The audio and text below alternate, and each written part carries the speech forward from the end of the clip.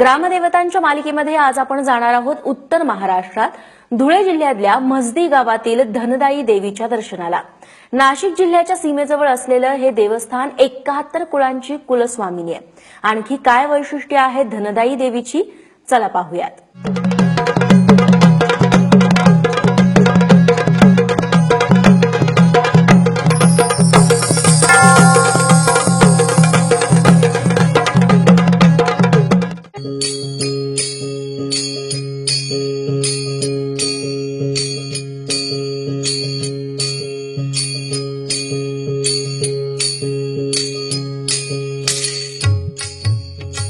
धुळे जिल्ह्यातील साक्री तालुक्यातील ग्रामदैवत म्हणजे श्री धनदाई देवी।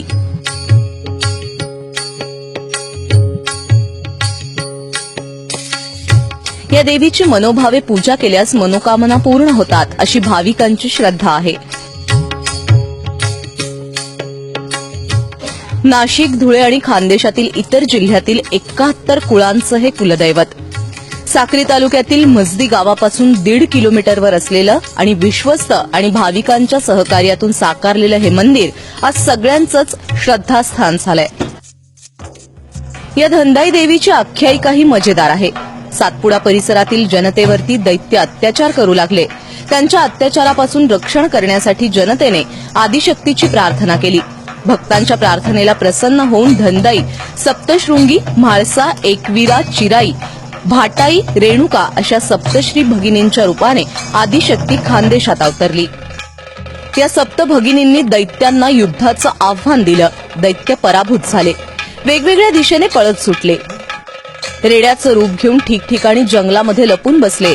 तेव्हा या सप्त भगिनींनी त्यांचा पाठलाग करत त्या जंगलामध्ये पोहोचल्या आणि रेड्याच्या रूपात असलेल्या दैत्यांचा नाश केला।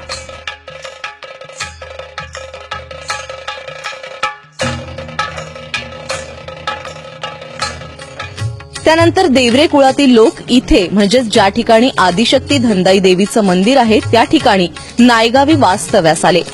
त्यांनी तिथे कुलसंरक्षणासाठी धनदाई देवीच्या स्वयंभू मूर्तीची स्थापना केली।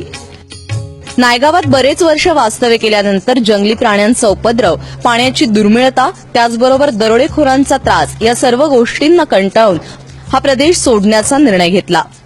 त्यातूनच जवळ असलेल्या नदीपलीकडील त्या काळचे म्हिसपाडा म्हणजेच आजचे मजदी या ठिकाणी स्थलांतर केले। त्या काळी पूजा करताना देवीच्या मूर्तीला शेंदूर लावण्याची प्रथा होती। पिढ्यानपिढ्या मूर्तीला शेंदूर लावल्यामुळे ती मूर्ती शेंदुरामुळे लुप्त झाली।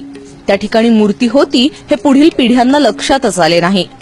कालांतराने हे देवस्थान दुर्लक्षित झाले। जंगलात वास्तव्य करणारे भिल्ल त्या देवस्थानचा सांभाळ करू लागले। इसवी सन 1974 मध्ये धनदाई देवीने दाखवलेल्या चमत्कारामुळे दुर्लक्षित झालेले हे देवस्थान पुन्हा एकदा भक्तांच्या नजरेत आले। आज या ठिकाणी धुळे जिल्ह्याप्रमाणेच नाशिक, जळगाव, नंदुरबार तसंच गुजरात राज्यातील देखील भाविक येतात। नवरात्रोत्सव तसंच चैत्र महिन्यातील देवीची यात्रा हे 2 मोठे उत्सव असतात। गावातील काही युवकांनी 1973-74 च्या काळात या मंदिराचा जीर्णोद्धार